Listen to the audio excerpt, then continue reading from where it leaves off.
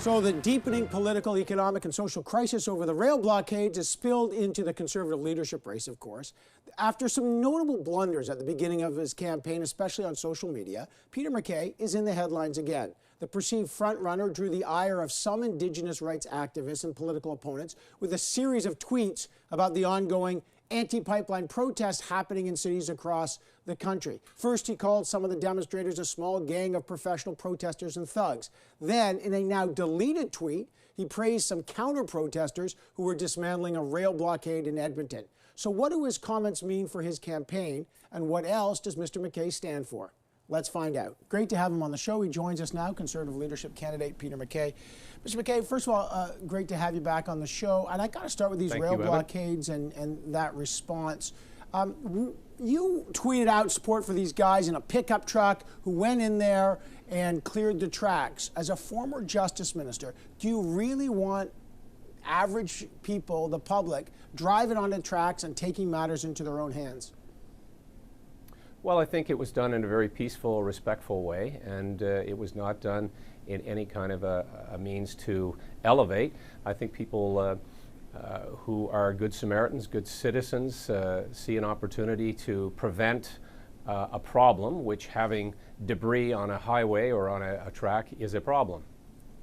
You're calling those guys good Samaritans. A lot of people said you were supporting vigilante justice. You had to pull down your tweet saying you got the words wrong. Then you repeated it in a letter. So just clarify. I don't know if the law, it was the intentions are these. Is that vigilante justice or is it good Samaritans? Evan, that's I guess from the eye of the beholder. And you were one of the people that accused me of encouraging vigilantism, and that's partly in a response to you why I clarified it. And even reporters sometimes have to clarify themselves. Yeah, to be fair, actually, I never used the word vigilantism. I said this could lead to a dangerous situation. I never once used the word vigilantism. But you actually then said you don't support. Some other reporters did. No, I get that. But you said you don't support vigilantism. I'm not trying to get a gotcha moment, Mr. MacKay. I'm just trying to figure out in a very tense situation, and your voice is obviously very influential. You're a former justice minister. Do you see how dangerous that situation could be, and was that a mistake? I see the danger, Evan, when people put debris and block highways or railways, and that's what I was drawing attention to. And I think that is, in fact, the more important issue here, not Twitter accounts. I think it's what's going on across the country. The real vigilantes are the people involved in these protests who are impeding safe passage of rail, who are preventing important goods like propane, food, medicine, getting to communities, who are causing massive problems in terms of people's employment and their ability to get to work. This is paralyzing the economy of Canada, and all the while, the government of Canada itself seems paralyzed. The Prime Minister himself was out of the country for a week before this crisis really started to hit a crescendo.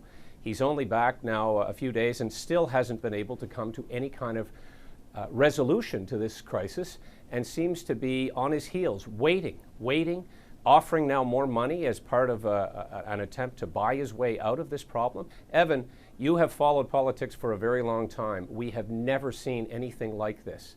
And in fact, we have a court order, as you referenced, that empowers the police to do their job, and that is to clear the tracks and allow commerce to begin. Yeah, Peace, order, and good government is what's at stake. I get that, but the OPP are the ones in charge, and they know from Ipperwash, they know from Oka, that this is a very complicated situation. They said the exercise of police discretion, I'm quoting the OPP, should not be confused with lack of enforcement. So are you really criticizing the OPP because they're the ones on the front lines for not doing their jobs? Is that really what you're doing? No, I'm not criticizing the police.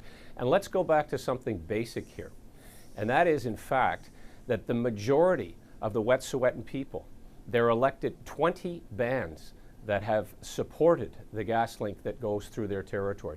The majority of the hereditary chiefs support this gas link.